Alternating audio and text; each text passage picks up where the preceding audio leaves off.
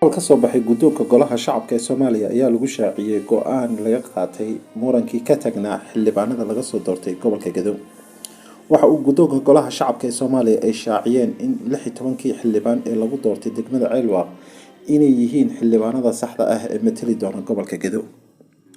Guddoonka golaha shacabka ayaa sheegay inay go'aankani ay saldhig uga dhigeen maadaama xildhibaanada doorashadoodu ka dhacday degmada Ceelwaq in lagu soo doortay hab waafaqsan habraaca doorashada ee guddiga hirgelinta doorashada dadban ee heer federaal, iyada oo doorashadooduna ay qabteen guddiga hirgelinta doorashada dadban ee heer dowlad goboleed, halka xildhibaanada laga soo doortay degmada Garbaharey aanay doorashadoodu qaban guddiga doorashada ee heer dowlad goboleed oo ay ahayd inay qabato.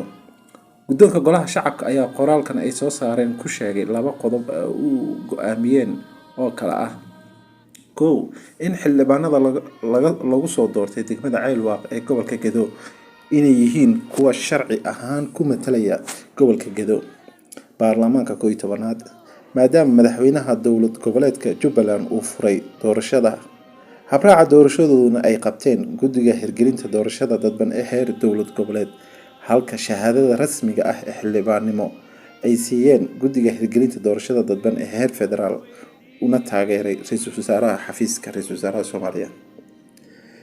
Madaxa doorashada dadban ee 2021 sidaa darteed aanay jirin meel lagu duro habraaca xildhibaanada lagu soo doortay degmada Ceelwaq ee gobolka Gedo.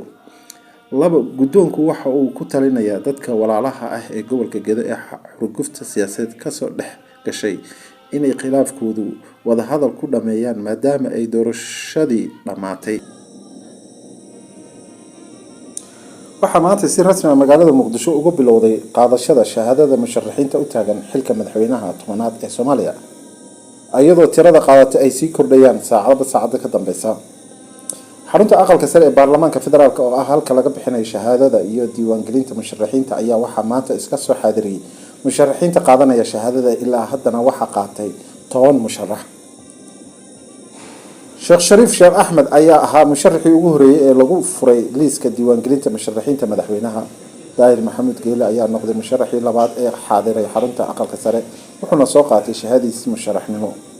Cali Khayre, ra'iisul wasaarihii hore ee Soomaaliya, sidoo kale kaas oo isagana buuxiyay shuruudaha musharaxnimo, wuxuuna soo qaatay shahaadada, taas oo ka dhigaysa musharaxii afraad ee qaatay shahaadada.